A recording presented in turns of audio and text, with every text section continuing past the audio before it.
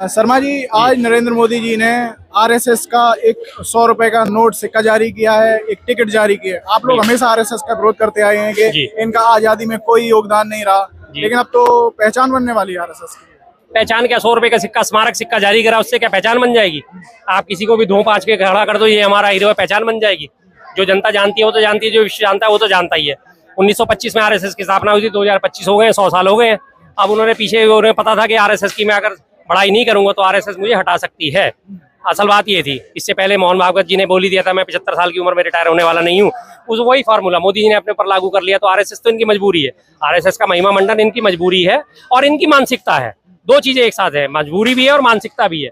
RSS की मानसिकता लेके ये लोग पले बड़े हैं। आरएसएस की सबसे बड़ी बात आप ये देखिए, आरएसएस से ही संबंध रखता था गोडसे भी, जिसने गांधी जी की हत्या करी। कल ही पता चल जाएगा, कल गांधी जयंती है। कितने देखिए अभी भी आरएसएस के कितने सारे लोग गोडसे की पूजा करते हुए आपको नजर आ जाएंगे। सुबह गांधी जी की करेंगे और शाम को उनकी तरफ से आ जाएंगे कि हाँ देखो देखो जी, हमारा गोडसे जिंदाबाद था, जिंदाबाद है, रहेगा, इस तरह से बोलेंगे वो। जबकि गोडसे मुर्दाबाद था, मुर्दाबाद है, मुर्दाबाद ही रहेगा। और उसके बाद आरएसएस की आपको एक और चीज बताता हूँ। 1942 में जब भारत छोड़ो आंदोलन शुरू हुआ था, आरएसएस ने इसकी पूरी तरह खिलाफत करी थी कि नहीं, हमें इस आंदोलन में भाग नहीं लेना है। और ये अंग्रेजों की वकालत कर रहे थे, और अंग्रेजों की वकालत करने के बाद सिंध में और पश्चिम बंगाल में जो अपनी वो थी इनकी जिन्ना की पार्टी मुस्लिम लीग, उसके साथ मिलकर सरकार चला रहे थे। और आरएसएस के लोग गली गली गांव गांव घूम घूम के जो है ब्रिटिश सेना में भर्ती कर रहे थे, क्योंकि उससे 1942 में उधर से द्वितीय विश्व युद्ध भी चल रहा था। अंग्रेजी सेना में भर्ती होने के लिए लोगों को उत्साहित कर रहे थे, प्रेरित कर रहे थे। और इसके बाद तीसरी सबसे बड़ी, जिन आज ये सुभाष चंद्र बोस का जो है ठीकरा फोड़ते हैं कि जी हमारे नेता सुभाष जी के साथ अन्याय हुआ, सुभाष जी ऐसे थे, सुभाष जी कांग्रेस से सुभाष जी के साथ अन्याय करा। सुभाष जी की जो थी हमारी आजाद हिंद सेना जो थी, उससे लड़ने के लिए, क्योंकि आजाद हिंद सेना ब्रिटिश फौज से लड़ रही थी, और उससे लड़ने के लिए गली गली गांव गांव घूम घूम के जाके भर्ती करवा रहे थे कि आप लोग भर्ती हो, आजाद हिंद सेना से आपको लड़ना है। ये इन लोगों का योगदान था आजादी में।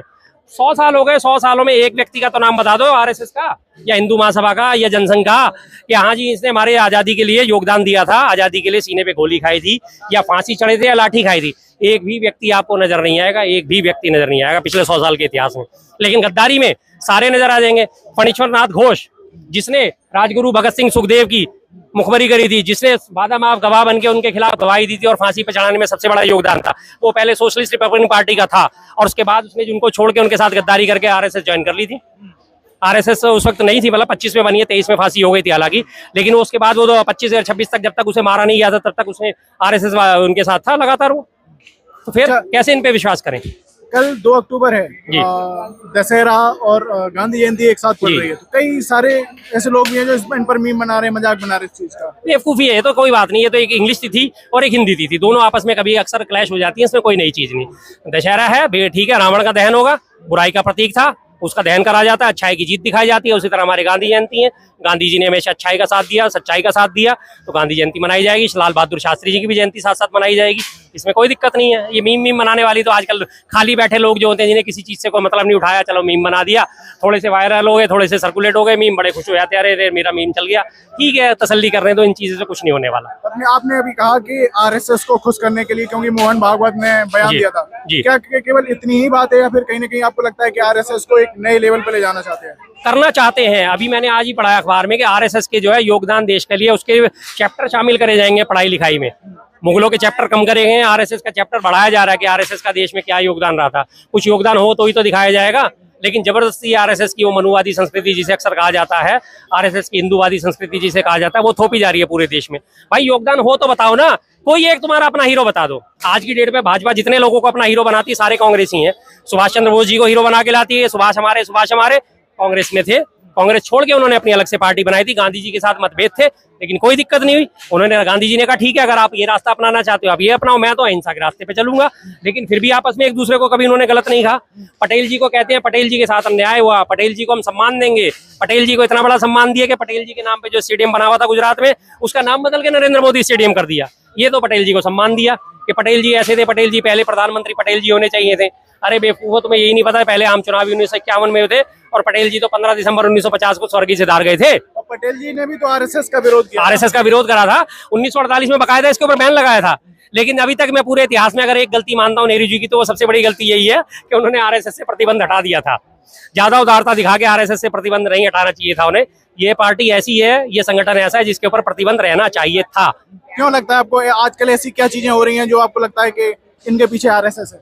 देखिए जी, बहुत सारे जहाँ भी कहीं दंगे भड़कने के काम होते हैं, जहाँ भी कहीं हिंदुत्ववादी उग्रवादी हिंदुत्व की राजनीति करी जाती है, हर जगह मामला भड़काया जाता है, उसमें हर जगह आरएसएस के लोग शामिल होते हैं। हर जगह ये लोग लाठी लेके मार्च करते हैं। अच्छा, आरएसएस की एक और आपको बताता हूँ मैं, आरएसएस के कल आपने मार्च निकलते हुए देखे होंगे। आरएसएस अपने मार्च निकाल रहा है जी, लाठी मार्च निकाल रहा है, वो अपने मार्च निकाल रहा है। उस मार्च में कभी आपने तिरंगा देखा है? नहीं होगा। भगवा होता है या वे लाठी लेके चल रहे होते। अगर आप वास्तव में भारत के प्रति उत्तरदायी हो, भारत का सम्मान करते हो, तो तिरंगे का भी तो सम्मान करो।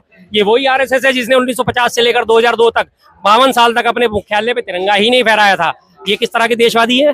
किस तरह का ये देशद्रोहीपन है ना, सीधा सीधा। 52 साल तक आप अपने मुख्यालय पे तिरंगा नहीं फहरा रहे और फिर कहते हैं हम देश भक्त हैं। किस तरह के देशभक्त हो जो अपने मुख्यालय पे तिरंगा तक नहीं फहरा सकते?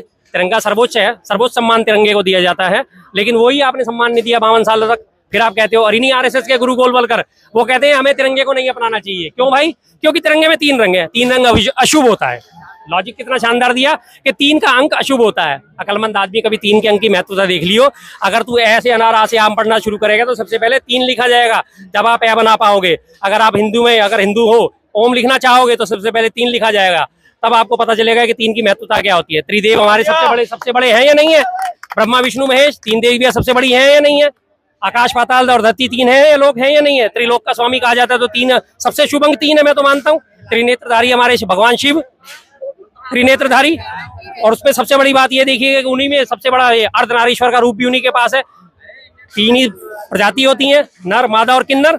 उन तीनों का प्रतिनिधित्व भगवान शिव करते हैं, तो 3 का अंक शुभ कैसे हो गया? लेकिन ये अकल के अंधे लोग, इन्हें क्या पता कि 3 की महत्वता क्या है, तो इसलिए उन्होंने अजीब अजीब कुतर्क दे दे के हाँ नहीं जी ऐसा नहीं होना चाहिए। तो क्या इनका योगदान है? आप कह रहे हो यहाँ पे देश में दंगे वाली मानसिकता कई जगह हो गई है लोगों की। अभी आपने एक केस सुना हुआ, आई लव मोहम्मद वाला केस जी, उसके पीछे भी इसी तरीके की सोच मानते हैं? यही सोच है, और क्या है। एक आई लव मोहम्मद का पोस्टर सड़क पे लगा हुआ था, क्या फर्क पड़ गया? किसकी भावनाएं आहत होगी? क्या दिक्कत होगी? क्या वो प्रोवोक कर रहे थे? क्या वो गाली गलौज कर रहे थे? सबको अपने अपने इष्ट देव का नाम लेने का अधिकार है, सबको अपने अपने प्रदर्शन करने का अधिकार है।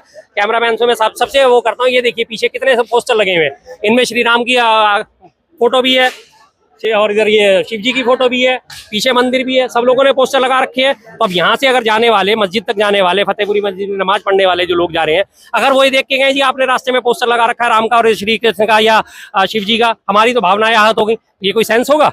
नहीं होगा ना भाई। तो इसी तरह से वहाँ कोई सेंस नहीं बनता था, उन्होंने पोस्टर लगाया था, लगा रहने दीजिए, क्या फर्क पड़ गया आपका?